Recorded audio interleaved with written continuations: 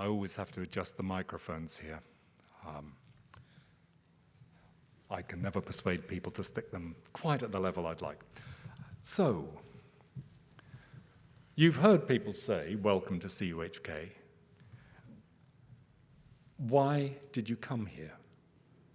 Well, for some of you, I guess it is because, as the Provost has pointed out, it's a top 50 university.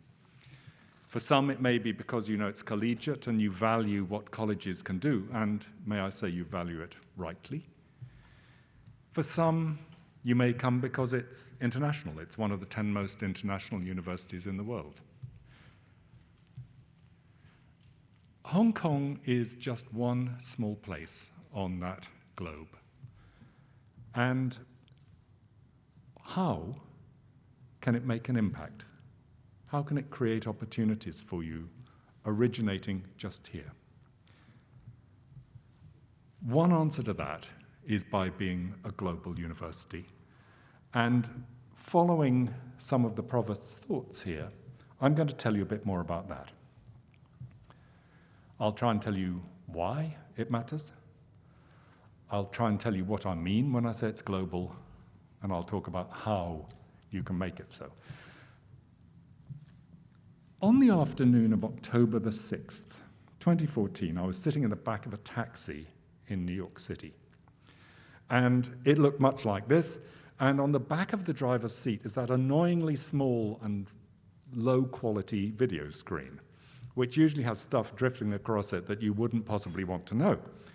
So I wasn't really looking at it, and as usual, it sort of, pixelates and it does this and that. And then I saw a face emerge. I thought, that's really strange. That's my friend John O'Keefe. What on earth is my friend John O'Keefe doing on the back of the seat of a New York taxi? And then I looked at what it said, and it said he'd just won the Nobel Prize in Medicine and Physiology.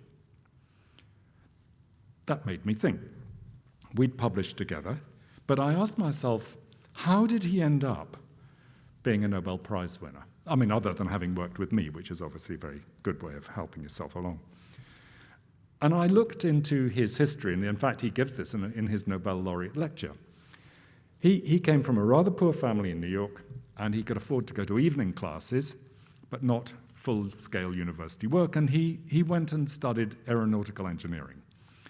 And a long way from physiology and medicine, you might think, and you'd be right.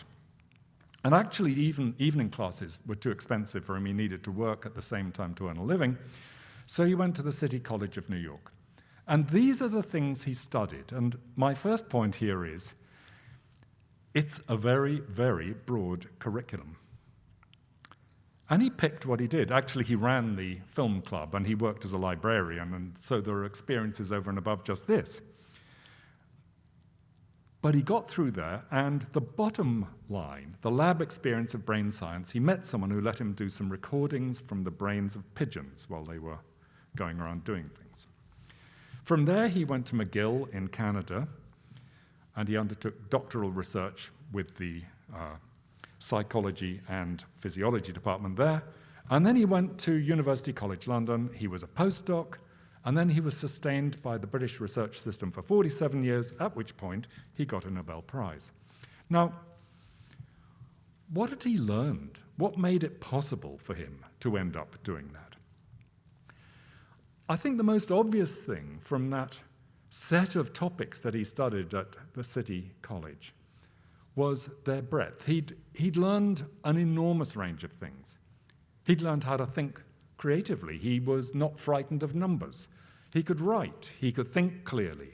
He'd done some biology, some psychology as a branch of biology, neurophysiology, that's the study of what nerve cells are doing, and he did some hands-on experimental research. But the key thing is that his experiences stretched across 2 continents, 3 major centers, and he couldn't have done what he did without having gone to all of them.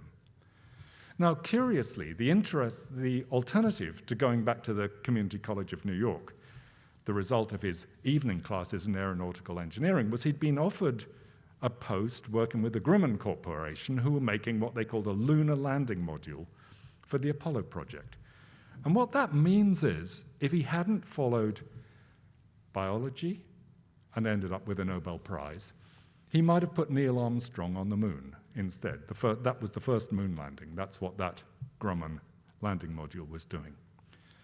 So education, if you take advantage of it, can lead you to excel in completely different directions. And you choose. You decide. It's your future. Now, that's making the point that research excellence typically needs international skills. Complementary, a team, bringing different things to bear. In my own lab, I was thinking about my own favorite project. It combined genetic engineering. For that, we went to the Max Planck Institute in Heidelberg in Germany. We did sophisticated behavioral training and testing. Then we wanted to know what targeted nerve cells were doing while animals were learning and doing things. For that, we went to Oslo in Norway and Heidelberg University, as opposed to the Max Planck Institute, again in Germany. And then we wanted to be able to record the release of brain chemicals while the animals were doing things. So chemical measurements in real time while an animal can run around and make choices. And for that, we went to Ireland, and then we had other colleagues in Oxford.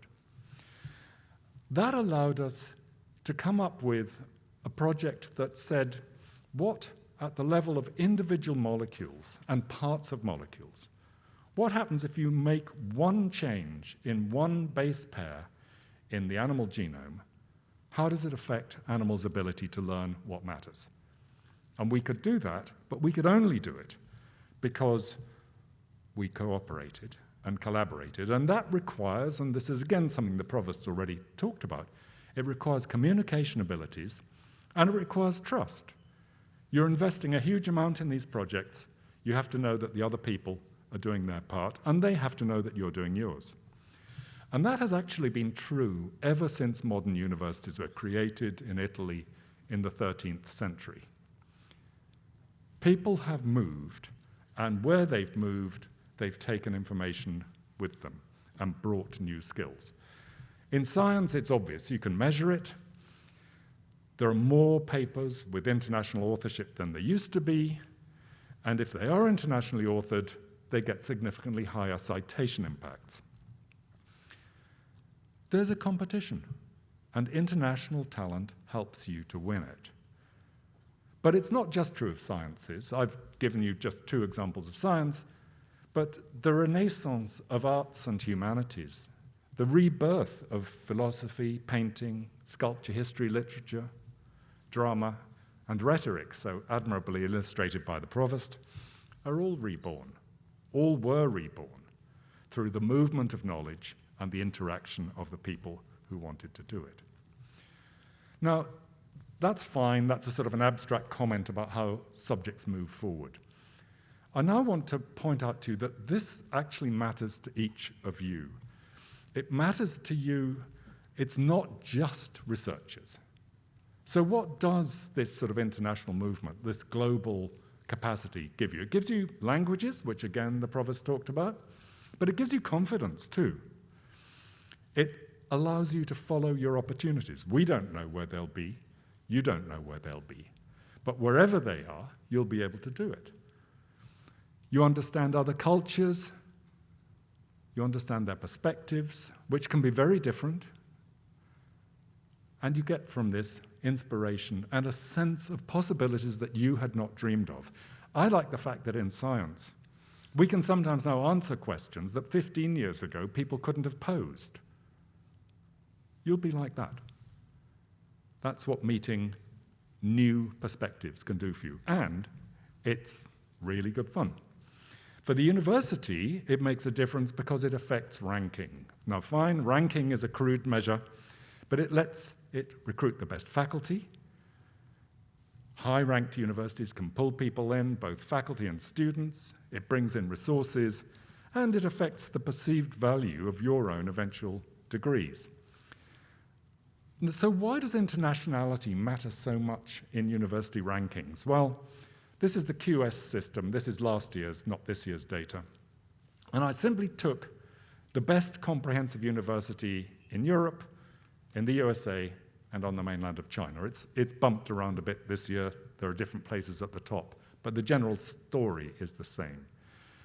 And the things that the ranking systems care about are, the reputation, citations, that's a measure of how much anyone else bothers to read anything that your faculty publish, what employers think of you, what's the staff-student ratio, or in other words, are there enough people teaching you? And then there's two things at the bottom, international faculty and international students. And if you ask, why does Oxford beat Stanford? Well, actually, the answer lies entirely in Oxford having a much higher proportion of international students than Stanford has. And if you ask, why do they both beat Tsinghua? Well, they're ahead on several things, but the big piece is again on how international they are. So does that apply here as well? Well, it does. If you compare CUHK to its adjacent universities on the mainland, or the ones immediately next to it in the sort of the ranking tables, let's just focus on CUHK, UCLA, and NYU. I like scoring higher than NYU because my previous boss at Oxford is now president of NYU, and it's very good for me to feel that he's not quite as good as we are here. But again, where do the differences emerge? Well, there are consistent disadvantages for CUHK in the staff-student ratio. That's because we have more students per staff members than a lot of our competitors. But that's made up for by the benefits in citations because those staff members, a small number of people, still produce a large amount of research. So that kind of balances out.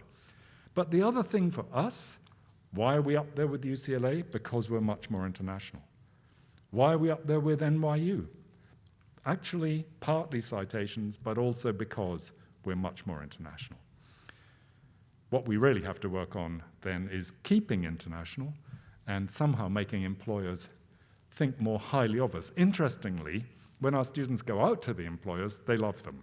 It's just that they didn't think they were going to. So that's something we all have to change. So what can you do for yourself then in this sort of globalization effort? Exchanges. There's a vast range of exchange programs with more than 280 partner institutions. This is under normal conditions, which, let us hope, will apply this year and forwards. And over and above those, colleges and faculties often have their own programs, and there's a link there if you want it.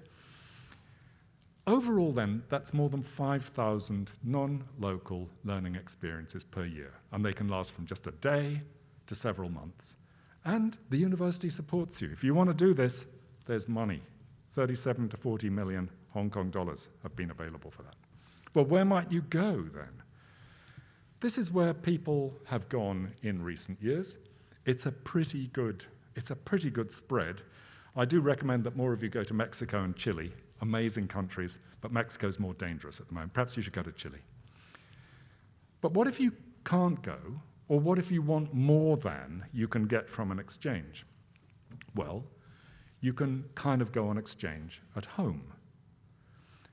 Because CUHK is so international, if you look at where our students come from, there's a group of people, about 2,000 undergraduates here, from all sorts of places. And this is a potentially huge asset for all of you.